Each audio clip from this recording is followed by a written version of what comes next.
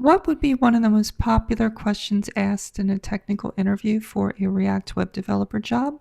Well, it happens to be, how do you call a remote web service and render the data from it?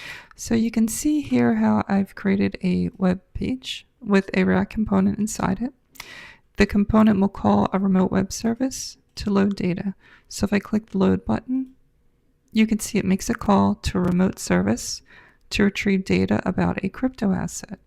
That value is then rendered in the page, and that's how we get this. I'll just show it to you one more time. When we click load, it calls the remote web service and renders that result. So how did I put this together? Well, if we take a look at the code here, you can see I have a React component.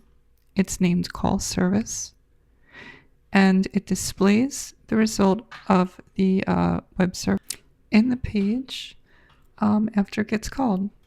So the button load has an onClick event handler that just calls the onload function. The onload function is where the key happens for calling the remote web service. So in React, we issue an await fetch request. The fetch request is just an HTTP call to a remote web service, which is this URL right here. Once we get back the response, we decode the JSON, and then we update the state that we will display on the page.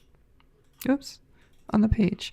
So when all this comes together, you can see that we have this automatic calling of the remote web service.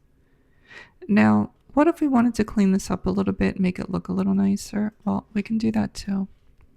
So what we can do is we can add a card, and we can use Bootstrap. And we can also add a loading effect when you click load, which will set the loading to true. So what we've done here is we've just added a card HTML. The data is still being rendered just as it always was. But the key for the loading is we've added a new state for isLoading. We set isLoading to true before we call the web service. We put the web service inside a try catch. Just in case anything happens, we can always turn off the loading effect. So if we save this result and we take a look at the page, you can see we have this nice, beautiful card. And if we click load, watch the progress effect. The opacity will change while the web service is called. So you see that? There's a slight delay. It turned opaque, 50%, and then displayed the result. If we do that again, you can see how it's loading each time. Let me refresh and show you one more time. So if we hit load, so that's pretty cool. Now, what if we wanted to call a different remote web service? Well, we can do that too. Instead of displaying text, let's display an image, like an SVG. So we'll change the type to an SVG.